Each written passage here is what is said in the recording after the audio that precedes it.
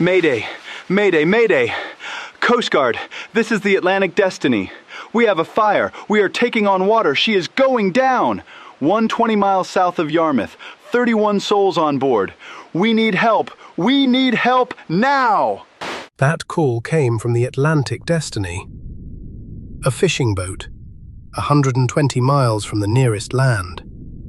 31 people were aboard, and their ship was on fire and filling with the sea at the same time. The nearest help was 200 miles away, and whether any of them saw morning came down to one thing: whether someone else was willing to fly out into the same storm that was trying to kill them. A few hours earlier, none of them knew anything was wrong. The Atlantic Destiny worked George's Bank, 143 feet of steel built for the meanest water in the North Atlantic. Picture the youngest man aboard. First winter offshore, learning the work from men twice his age. He'd signed on for the money. A few weeks offshore pays what a whole winter ashore can't. The work was brutal and simple.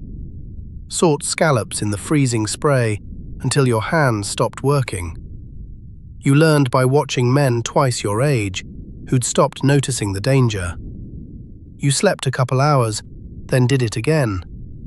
Somewhere behind you was a coast, and someone on it who hated that you did this. To him, the ship still felt unsinkable. It wouldn't for much longer. It started just after 7:30. Deep below, a generator quit. Then, the second one. With nothing to hold it back, the main engine began to run away with itself, and when it let go, it took the engine room with it. A fire caught, and in the same breath, the sea started pouring in. Fire and flooding. The two things a ship fears most, in the same room at once. 2 men were hurt getting out. The boy could see it on the older men's faces now. This was real. At 8:08, the Mayday went out to the rescue centre in Halifax, but 120 miles out, into that wind, was near the limit of what a rescue helicopter could reach and still get home. From Nova Scotia, the Canadian Air Force threw a Hercules and a rescue helicopter into the storm. And 200 miles south, in the United States, an alarm went off in the middle of the night. A Coast Guard crew flew north into 50-knot wind toward a boat that wasn't even in their country, on barely 2 hours of fuel with no margin to turn back. Lieutenant Craig Campbell had flown hard rescues before. This one started with arithmetic. 120 miles out, there's a point where you can't turn back. He flew past it anyway. Out on the water, it was blowing 50 knots. The seas were 30 feet. The spray froze to the rails. The first aircraft to reach them couldn't lift anyone. All it could do was drop pumps. The first pump hit a gust and vanished into the dark before it ever reached the deck.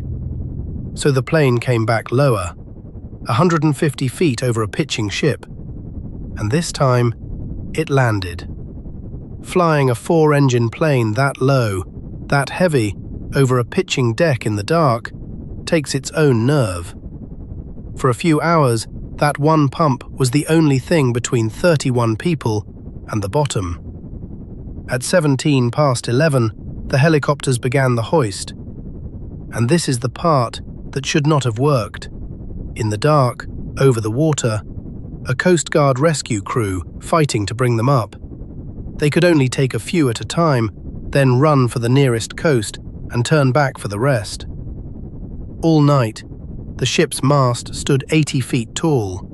In that swell, the tallest point on a boat moves the most, whipping back and forth through the exact air the rescue cable had to come down through. One of the pilots put it simply: the mast was the tallest thing out there. It was always right outside his window. They had to hold a helicopter steady over a sinking ship, in the dark, while that mast slashed past their blades.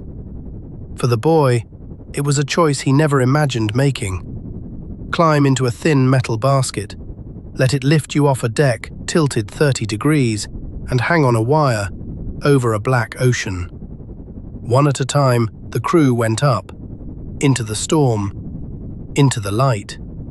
His rescue swimmer, Philip Morales, rode the wire down into 40-foot seas.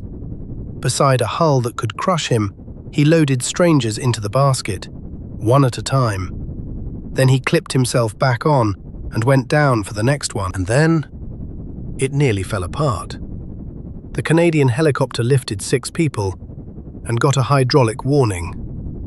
Its commander made the hardest call there is. He pulled off the scene before it could fail over the water. Now the 2 American crews had to carry everyone who was left, back and forth, into the same murderous air. Campbell held that hover for a hoist that felt like it would never end. But not everyone could go up on a wire. To keep the ship from rolling, 4 of the crew stayed aboard. Think about that choice. The ship is going down, and they decided to stay on her. 2 of them were rescue techs who came down the wire and chose not to go back up. With 2 rescue techs on the sinking boat, working the pumps by hand while the water gained. A ship with no one on the pumps rolls over faster. So they worked in the flooded dark by hand. Water past their boots, waiting out every hoist above them, hour after hour. They held on until 5:30 in the morning. And then they knew. She wasn't going to make it. As the sky went grey, a Canadian patrol ship worked in close, and a small boat pulled the last 6 off the deck. One final run through the swell. By 7:19 that morning, the deck of the Atlantic Destiny was empty. Every single person was off. 3 hours later, she gave up. At 10:36, she rolled over and slipped under. The sea took the ship, but it did not take a single man.